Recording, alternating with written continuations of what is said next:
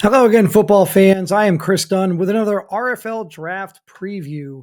The Baltimore Gunners. We get back into the early stages of the first round here. The Baltimore Gunners pick fourth overall.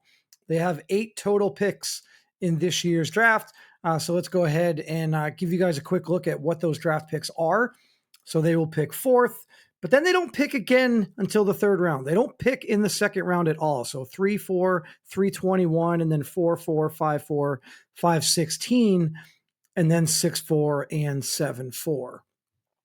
So with the fourth pick in the draft, right? Like this is the good stuff. Now we're talking, right? This is what all of you guys want to know. The Friday night is going to be off the rails, and that's kind of what you guys look forward to, right? Like everybody out there wants to hear their name called.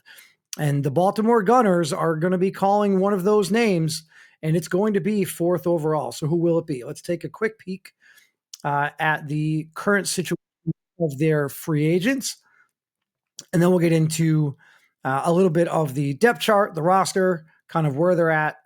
And then we'll take a look at the actual prospects and where they might want to go. So taking a quick peek here at the players on the roster now that are in a walk year, right? So you've got wide receiver DeAndre Cain, quarterback Ryan Brinker, DB, you got Cody Bamba, Zachary Dombrowski, who's kind of been that rock and that pillar in the linebacker core there. He's going to be a free agent at the end of the year. And then you've got Chris George, Seth Frisk, and a couple other offensive line guys there in Marshall Brown, Darian Paul. So looking at that right there, you could kind of go in a lot of different places with the Gunners. One thing that is of note is DeAndre Cain, right? He is their number one wide receiver. He's a 92 overall. He's got X factor. He's costing a lot of money. So there's a couple ways that you could look at this. You could look at this and say, yeah, he's a little bit older and we could bring him back for probably less than the contract currently is. So while, yes, we'd have to give him, you might think that they're saving a little bit of money by letting him go, but they could also save a little money potentially and still keep him on a shorter term deal, lower AAV contract, and then still have that guy because he's not going to regress. He's a 92 overall, even with a little regression. He's not going to fall to the ranks of like an 84 or 85. He's still going to be a very high overall wide receiver. You've got Ryan Brinker. I would imagine they're just going to take that savings, right? Like take that savings of Ryan Brinker and use that towards free agency next offseason, right? So it looks like the Gunners could potentially have a little bit of money freed up just by letting Ryan Brinker go. You've also got to worry about what they're going to do with Dombrowski, right? Because we'll get into the current roster and ages and depth right now, but you'll notice Dombrowski, he might not be back. This might be his swan song. This might be kind of his last year, not just with the Gunners, but this might be his last year in the RFL. And so what are they going to do there? And we'll take a look at some other position groups and kind of assess the situation before going into some overall prospects and what the draft might look like. So looking at the current depth chart, again, you've got Ryan Brinker on the roster, but I really do feel like depending on what we see in the preseason, Tyon Nickerson could very well be the starter in week 1, right? Like we know what Ryan Brinker is. We've seen him for years in the RFL. And I just wonder if Tyon Nickerson plays mediocre during the preseason, I think you give him the QB1 opportunity. I think you want him to be able to develop. And so unless he really, really just plays poorly in the preseason and Ryan Brinker goes off, I think Tyon Nickerson is the starting quarterback heading into week 1. And if he's not the starting quarterback in week 1, I certainly think he's a starting quarterback by like week 3 or week 4, especially if the Gunners were to start the year, 0-2 or 0-3. So I think Tyon Nickerson, if you're not starting week 1, don't worry. I think you're starting shortly thereafter. So Ryan Brinker's probably gone at the end of the year. Save that money, address some needs in the offseason with that money savings. And then if we're going to look at some of the other positions, right, like we talked about wide receiver, let's look at DeAndre Cayan. He's 29 years old. He's a 92 overall. Yeah, he'll probably regress a little bit at the end of this year. But again, what's he going to do? Regress from a 92 to a 90? That's still a guy that you'd like to have on your team. And so I would imagine that the Gunners, especially again with Tyon Nickerson at quarterback, I would imagine that the Gunners would like to re-sign Cayan to a very short-term deal. He's still going to be, even going into season 11, he's probably still a 90, maybe an 89 at worst, but you're probably still looking at a 90 overall wide receiver. And that's a really nice guy to have for a young developing Tyon Nickerson. And so I think although he's 29, he'll be at the end of the year, season 11, he'll be going into his age 30 year. I still think you want to try and keep Cayan on the roster. You've got Carlton Scruggs. You've got Tevin Corbett. I know the Gunners are high on Tevin Corbett. And so is wide receiver an option? I think the big question is who's available, right? Because at 4 overall, if the Diablos take Dior Gore at 2, well then I don't think you're going wide receiver because there's not, if we think Steve McCaskill is the second wide receiver, well, he's not 4 overall. He's not a 4 overall draft pick player, right? We might all agree that he's wide receiver 2, but I think he's more like in the mid first round than he is early first round. So I don't know that they would go wide receiver there because I do feel like if Dior Gore doesn't go number 3, then he's going to, or excuse me, if he doesn't go number 2, then there's a chance that he goes number 3. So I just don't see that for the Gunners here. And I know they're high on Tevin Corbett, so they could very well think that Tevin Corbett is that wide receiver of the future. He's the future wide receiver 1 in Baltimore. If you go down and you look at the offensive line, well, Seth Frisk right now is their best offensive lineman, and he's gone at the end of the year, or they're going to have to re-sign an offensive lineman at 30 years old, which, again, I'm not too worried about the regression, but a 30-year-old, 80 overall offensive lineman, I think that you could look to address that potential replacement. I also look at a guy like Barry Battles, right? Like 28 overall, 28 years of age, 78 overall.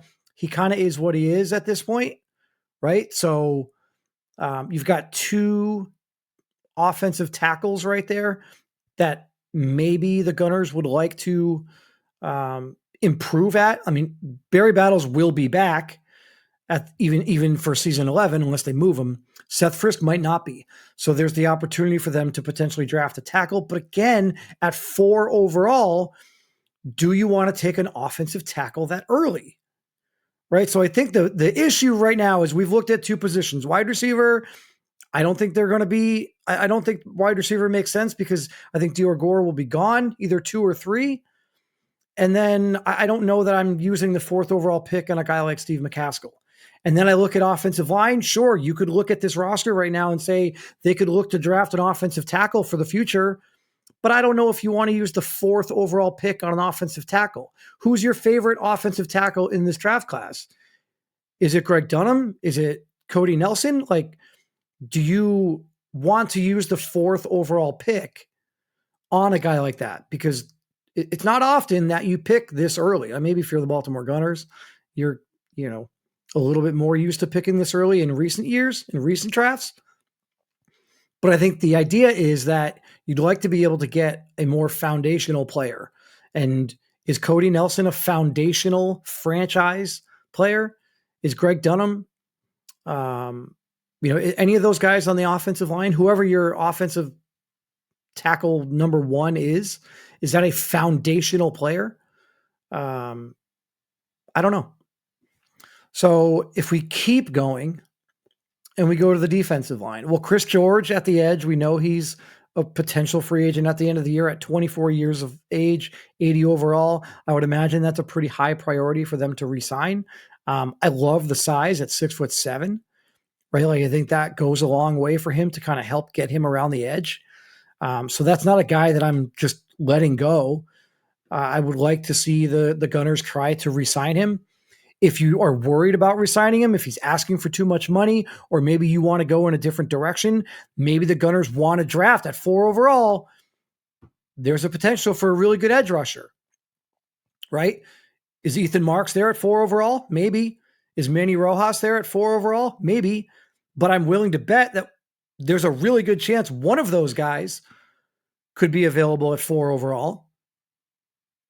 And so if Manny Rojas or Ethan Marks are available at 4 overall, and Chris George is a free agent at the end of the year, well, then what about defensive line, right? Like you've got Timothy Stanton there, but if Chris George is potentially not going to return, could we see a scenario where the Gunners try to get something for Chris George, right? Could they move Chris George in a trade some point before the trade deadline and get some draft capital?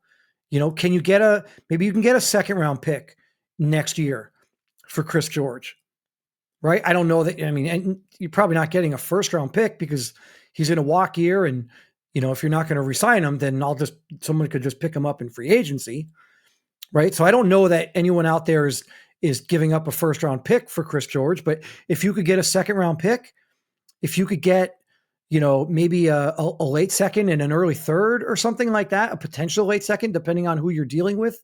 There's some teams out there that you think might be a playoff team. So maybe you can get their late second round pick and maybe some other capital as well, maybe another player. But if you're looking at a Manny Rojas, if you're looking at an Ethan Marks, well, go get that guy. And now you've got Chris George, Timothy Stanton, and whoever that is, Ethan Marks or Manny Rojas on the D line coming off the edge this year. And then maybe that makes Chris George a little bit disposable. Go out and get some draft capital. Again, that's a scenario, right? That's something that, looking at the roster, you can envision a scenario where they might do that. And then if we scroll down to linebacker, Tyler Cage, not going anywhere. Zachary Dombrowski, talked about it a little bit earlier. He's 34 years old. He's an 80 overall. He's going to regress at the end of the year. He's in a walk year. I'm sure he's going to be asking for a good chunk of money. Are they going to have some money in the offseason next year? Probably, because again, I don't think Ryan Brinker will be back, and potentially they'll have some savings there. So if they're, not going to re-sign Dombrowski, they could look to replace him in free agency, or maybe they go linebacker. Maybe you look at the linebacker position and you want to get something in the draft. Again, at 4 overall, you're in play for probably whoever you think the best linebacker is in the class. If you think that is a Brian O'Connor, if you want to go out and get a middle linebacker, depending on the scheme, you want to have 2 stud middle linebackers, that makes sense. Tyler Cage and Brian O'Connor sounds like a fantastic middle linebacker group. You want to go out and you want to get a Nick O'Quinn? Okay, I get it. He kind of kills 2 birds with 1 stone. He's that linebacker, but he's also really that edge rush. So if you wanted to get a Nick O'Quinn and you think that you could use him as potentially that edge rusher replacement if Chris George does walk, where'd we go? Chris George right there. If Chris George does walk, you got a guy like Nick O'Quinn. Okay, he could come in and be that edge rusher to potentially replace Chris George. But also, maybe you think he can also help you in the actual linebacking core, in the linebacking game, not just coming off the edge. Can he drop back a little bit? Can he come in and play a little bit of middle linebacker, right? Like it remains to be seen. We haven't really seen a lot of that from O'Quinn at Ohio State. He's kind of been purely a pass rusher. So I would imagine if you're taking Nick O'Quinn, you're really looking at the replacement for Chris George. But again, you're going to be able to take kind of whoever you think the best player is at that position. And then if we look at the secondary, Kobe Bamba is going to be gone. They've got Preston Rohr, 78 overall, 26 years old. Like I could see them in the market for safety, but again, I don't think the safety position is something that you're going up and getting at 1-4. So while I do think that they could address a safety, I think that's probably in round 3. Right? They have the third pick. Oops, sorry there, guys. They have the what are we doing here? They have the 4th pick in the 3rd round and the 21st pick in the 3rd round. I could see them going and get a safety there. So let's go ahead and take a quick peek here at the actual prospects and what that might look like. So we talked a little bit about maybe linebacker, maybe offensive line, wide receiver, probably not, possibly secondary at some point. And so let's just take a look at where we're at here. So if we're going to go edge rushing linebacker, talked about Nick O'Quinn, right? He'll be there. I can't imagine that Nick O'Quinn goes in the top 3, right? So if you want Nick O'Quinn, if he's that guy, and I think we all agree he's the consensus number 1 edge rushing linebacker, right? Go get him. Go get him if you want to pair him up with Tyler Cage, right? If you want more of that coverage linebacker or true middle linebacker, Montel Wright, Ramon Flowers, these are the guys that Pecan has towards the top. I don't know that either one of these guys are worthy necessarily of the 4th pick in the draft. Again, if you think that's your number 1 need, well then yes, go get the need. Go get the position that you need. I would just be really bummed if I was the general manager of the Gunners and I had the 4th pick in the draft and the biggest position that I needed was a coverage linebacker, because I just don't think that Montel Wright, Ramon Flowers, Donald Summers, Isaiah Ogletree, whoever it is, I don't think any of those guys are worthy of the 4th pick in the draft. So I'd be bummed if I really went out and took that player simply because I needed that position. And then again, if you look at the middle linebacker, right? Like this is where a guy like, I love Brian O'Connor. And I think he's clearly the number 1 middle linebacker in this draft class. So if the Gunners want to go out there and get a middle linebacker, again, imagine the combination of Brian O'Connor and Tyler Cage. If you're throwing 2 middle linebackers out there on a regular basis, that's a really good pair to have for the foreseeable future. And then sticking with the defense, if you wanted to go, I don't think really corner all that much, but if you wanted to go safety, again, I'm talking probably round 3 at the safety position. So I'm just thinking guys like a Juan Reeden, maybe a Micah Harper, these guys are gone. Also looking at a Diamond Armani, a Kong Morris, Devontae Freezer, like maybe those guys are gone come 3rd round. So I think if you're picking in the 3rd round, either the 4th pick or the 21st pick, I think you're probably hoping that, maybe a Zion Anderson at strong safety, maybe a Corbin Kos, is still there. And then on the free safety side, maybe you got a Kyrie Sims that's still there. I think those are probably the guys that you're hoping for. Either, like I said, Sims, Freezer, Anderson, Kos.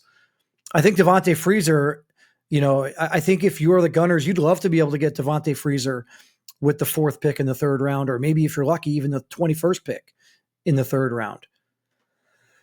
Right. And then, we go back to the wide receiver position. Again, I think if Dior Gore was there at 4, then you'd love to take him. I don't know that he's there. And 2, I don't know that it's the biggest area of need for this Gunners team right now. Again, for me, it goes back to you got Ethan Marks, you got Manny Rojas. One of those 2 guys are going to be there, I would imagine, right? If they're not there, then that means either Wyatt Harris or Dior Gore is available, right? Because if Ethan Marks and Manny Rojas are both gone in the top 3, well, then that means Wyatt Harris didn't go in the top 3, or that means Dior Gore didn't go in the top 3. And so I think, a lot of us think that's kind of who the top 4 picks could be. And then again, if you're looking offensive line, there's some guys. Do you go out? I think we all agree Casey Chestnut is probably the number 1 interior offensive lineman. Caesar Davis probably not far behind. I think both Casey Chestnut, Caesar Davis are gone before we see offensive tackle go, right? Like, I don't think an offensive tackle is going in the top 10. I don't even know if we're going to see an offensive tackle in the top 15, right? I think there's other positions, there's other depth out there for teams that they might go that route. And so, again, you look at the wide receiver, I just don't see it happening for them. So for me, I think the Gunners are in a really interesting position and what they want to do, because with that 4th overall pick, that's going to be the difference maker, right? That's going to be the spot for them. So do they go edge rusher? I could see it. Do they go linebacker, whether that's coverage linebacker or middle linebacker? I could see it, right? So Baltimore Gunners, let's see what you can do. Tyon Nickerson, I have faith in you. I think you're going to take this. I think you will start more games this year than Ryan Brinker, that's for sure. So let's see what Tyon can do. Let's see if the Gunners go and they get an offensive weapon or if they go defensive side of the ball. But the Baltimore Gunners, they have 8 picks in the draft. The first round pick is the 4th overall. That pick will be made on Friday night. Again, Friday night is round 1 of the RFL draft. So be sure to tune in for that. And stay tuned here to the channel. Hit the subscribe button, hit the bell icon to get updates on all the future team previews. I'm going through the NRC North, I believe it is right now that I'm going through. So I'll have a couple more teams there, and I'll try to get through the rest of these teams the rest of the week. It's going to be tough, but I'll see what I can do for you guys. So that's going to wrap it up for the Baltimore Gunners RFL Draft Team Preview. Until next time, take care, everybody.